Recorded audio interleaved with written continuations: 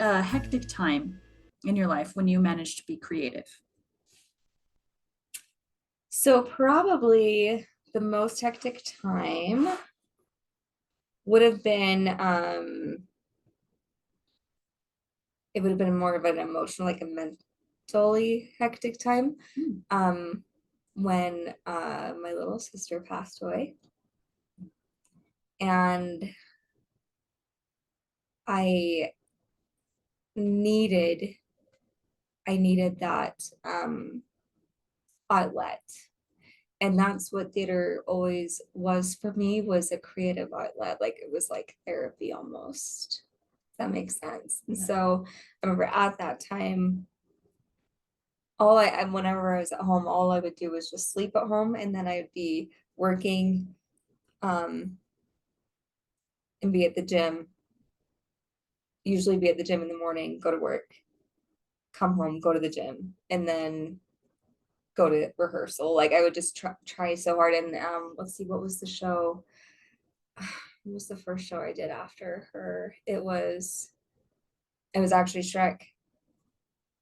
Shrek was the first one I did. I moved in right after. Yeah. Yep. Shrek was the first one I did after her. And that one was nice because since I wasn't in a ton of the ensemble numbers, things like that, I was able to still have that outlet without being totally overwhelmed by it, if that makes sense. And so, yeah, I would say that's probably the most hectic time. And then from that one, I had auditioned for Addams Family at another theater, and I was actually overlapping the two rehearsals of two different shows because I just needed to have that. You had to keep busy. You had to. I had to at the time. So I would say that's probably definitely the most hectic time. Yeah. To get through. I bet. Mm-hmm. I think, yeah, emotional things are a lot harder than physical ones. And this hardly compares. But after I gave birth to my son and we went back to Mexico, because you guys don't know this, but we're waiting for my husband's papers to come through legally, because that takes way longer than having them not come through at all and just running over. But anyway, we've been waiting for years. Let's not get into that. But when I moved over there and I had this baby who screamed, like his lungs are absolutely incredible. He screams louder than anyone I've ever known. Really? Like bloody murder. Oh, if he were screaming right now in his room, you would be able to hear him clearly from here. Oh my gosh. I am 100% certain my hearing is not what it was before. So we should go on the stage then, because he can project. Yeah. Got it. Let's get him voice lessons. No, really though, he would set some sort of record, be like the Michael Phelps of singing or something. But anyway, well, you know, he's got like that. Yes. Yes. You got to use what you're given. It's true. It's true.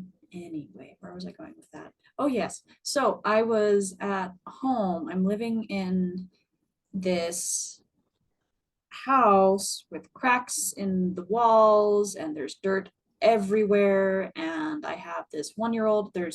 We have an AC, but there's absolutely no airflow in the house because it was not constructed by it wasn't constructed by an architect. Right. So you go in the house and you start sweating. I have this kid, this little baby, and I'm coming off the hormones, and my hip had come out during labor. Not like, but you know, something that a chiropractor can fix. Like an alignment. Like but my pelvis was out. Like one side of my hips was lower than the other by like 16 millimeters, I think it was. Oh my gosh. And that got worse and worse. So at one point I could not walk, and I was crawling around my house to get stuff done with my 1-year-old. And he wasn't even 1 at the time. It was horrible. I was not writing at that time. Oh yeah. I don't know why I started to go into this. It seemed like it was important. We'll probably just cut this part out. I don't know where I'm going with that. Well, you're talking about Oh, you're saying it didn't compare to what I had gone. Oh yeah, well yeah, and I went into how it was physically hard. I want to talk about how it was emotionally hard. I was depressed, like deep depressed, postpartum Oh, depression that I didn't know. absolutely. And then I was in that situation and I was alone all day because my husband worked. Mhm. And then I convinced him to take a second job because then we have a baby. And so he's working even more. And I have my job, but my writing job, but I just didn't get any writing done. And before that, before he was born, the year before I was pregnant with him, I pumped out like 3 books or 4. Yeah. And then it was nothing with him. And I was in serious depression. And that was even before the hip thing got really bad. You were crawling around your house. Yeah, but that only lasted so long. Oh And then my we got heck. contacted, that chiropractor friend I told you I had? Yeah. Yeah, we had a video call with him and he's like, okay, he talked to my husband, you have to do this and this, have her lay down like this and stretch like this. Yeah. And it fixed it. Really? It took a few weeks, but yeah, he fixed it and it was awesome. Crawling around the house with your newborn. Yeah. Oh Well, my and he was gosh, trying Rosie. to walk. He was at the point where he could stand up, Yeah. but he wouldn't walk anywhere. Yeah. So he wanted, like, I had to carry him or just convince him that crawling's cool. We're just crawling around, and it's a tiny house. But oh my heck. yeah, it was rough. Creative blocks, they're fun. Let's move on to another topic, shall we? Okay. Anything else you want to talk about? I'm good. Whatever you want to talk Oh about. man, I feel like this really got off the rails, and it I know. seems It's to only sorry. happen when I start talking about things. No, But how did you get through that? I'll be honest. I don't know that I ever completely got through it because I think, because after when Rachel passed away, I would pack my time full, like, and I wouldn't go to my mom's house. Did not want to go into it, like, for a long time. And actually, but I depended on alcohol, honestly, for a while I to didn't know that. numb. Well, I didn't know that, but I'm not surprised that helped. Yeah, You know. yeah, it was just to numb, and also like just to help you go to sleep, things like that, so your mind wouldn't keep racing. It was just to numb things and kind of calm things. But that was before I had gone to, because I never actually went to see a therapist, and I really wish I would have. I really wish I would have. I felt I couldn't really talk about a lot of the situation because of how angry I would get. I couldn't talk about it because I would get so mad, and I didn't like being upset, so I just wouldn't talk. And Sorry, let me hold your hand, Judith. the moment. They probably couldn't see the mosquito flying there. You need to edit that into slow motion where we hold hands. How to comfort someone on your podcast. I'm so sorry. Please continue. Well, I was worried I was gonna eat it. I was like, oh no, I'm gonna like sniff it up my nose or something or eat it. Anyway. Uh-huh.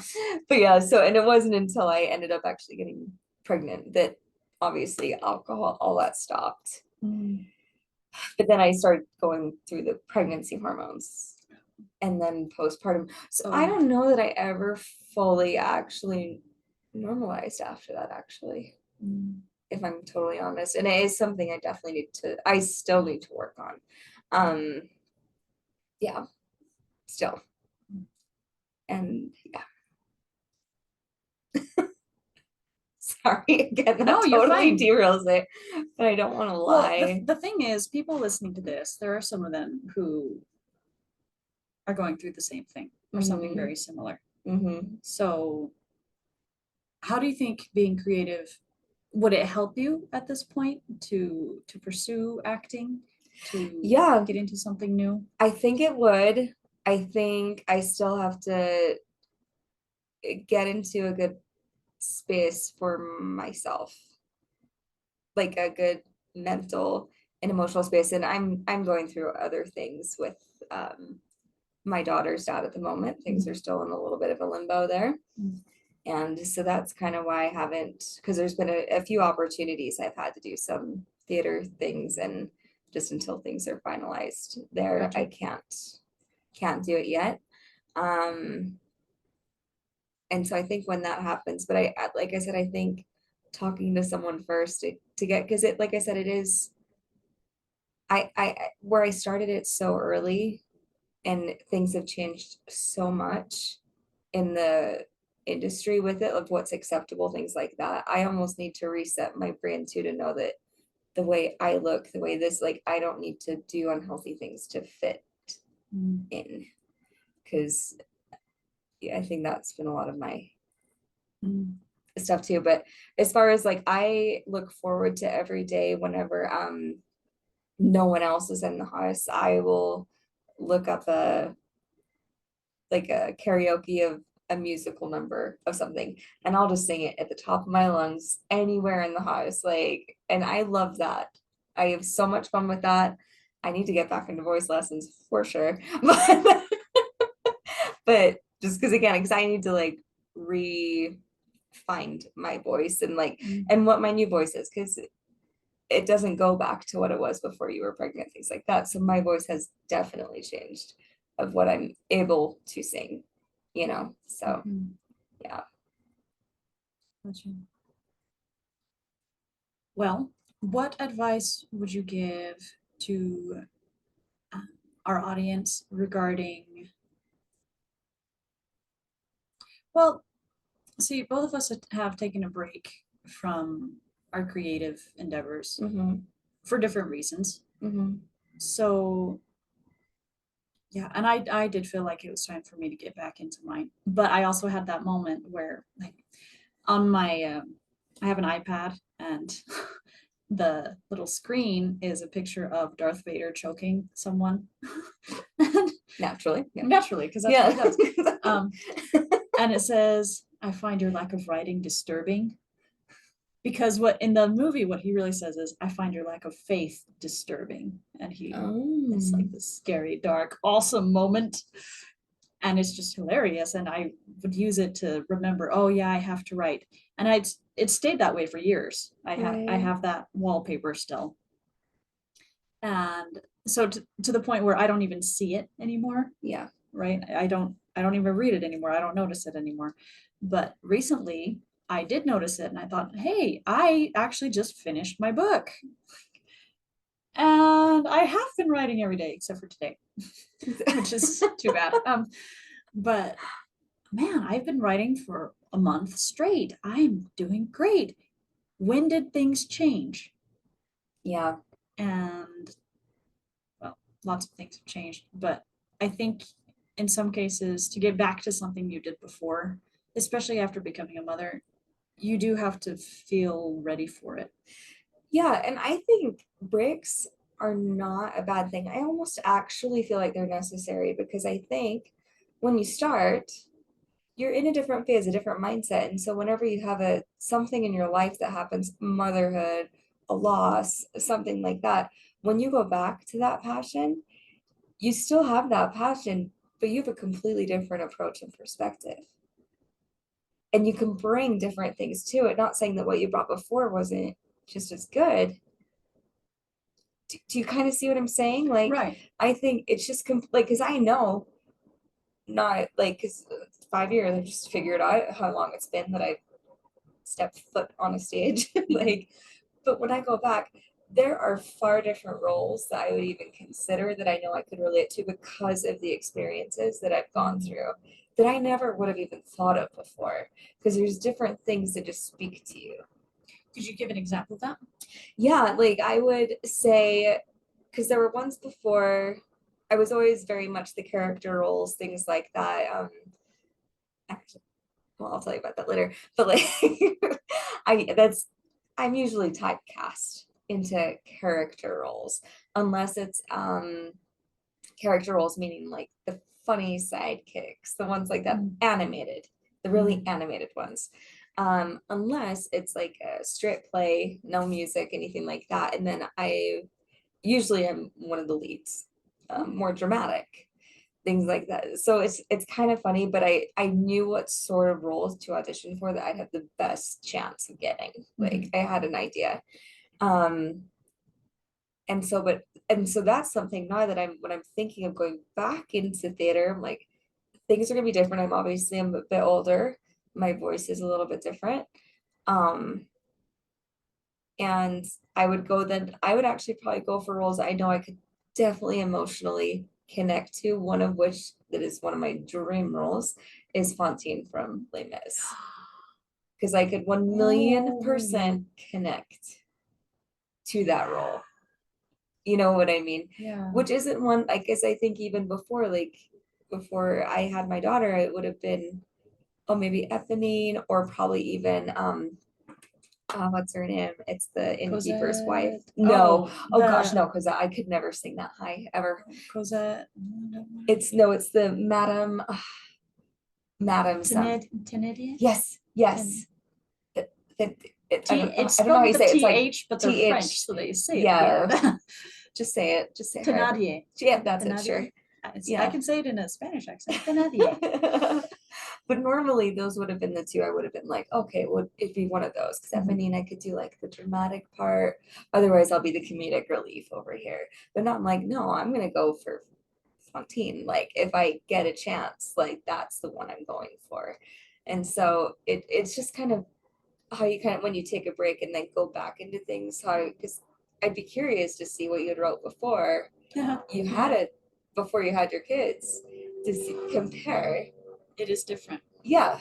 And so that's what I mean. Like the breaks aren't necessarily, I think they're almost a good thing because it gives you that time to almost like reset and then transition to this next part of your storytelling. Yeah. You know?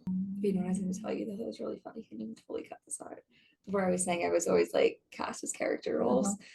One of the times one of my friends messaged me, he's like, you need to come audition for Beauty and the Beast. I was like, for what? Like Mrs. Potts? Like who like he's like, no, I need you to come and be auditioned to be the Madame de la Grande Bouche, which is the grand wardrobe. The opera singer. Yes, which I'm fine with the singing part. It was like, I can fake that. I can do that, whatever. That's fine. I was like, you do know I'm 5 feet tall, right? And I was like, I will look like a grand bedside table next to Val. Like you can't, they're just like the magic of the theater will be able to like build something. And that's what we actually ended up doing. I was in a frame, a wooden frame, and they like built this big foam thing with all this like lace and stuff to try to make me look taller. And the best part was I did not get my costume until opening night. So all through rehearsal, I had to act like I took up X amount of space. I didn't know how big my costume was going to be.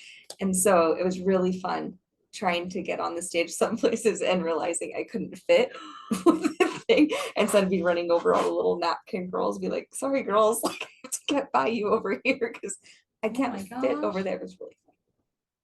It was a good time.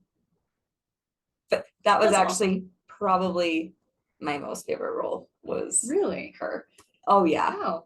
It was because I got to wear whatever I wanted inside the little thing because we like put a little curtain thing there. So when I'd open the door, like you, so I could wear leggings or sweats and all this stuff until the very end when I transformed. Oh, I was about to ask, but that makes sense. Then I'd wear like a ball gown. But yeah, through the whole like show, I just got to wear that, and then I'd wear tennis shoes because my feet would be covered at the bottoms. That's great. She was by far the best. Ursula was good too, but I was spray painted every day. Purple. So I was purple for like a month. Yeah. Times. That's so cool. After being really green as an ogre for months.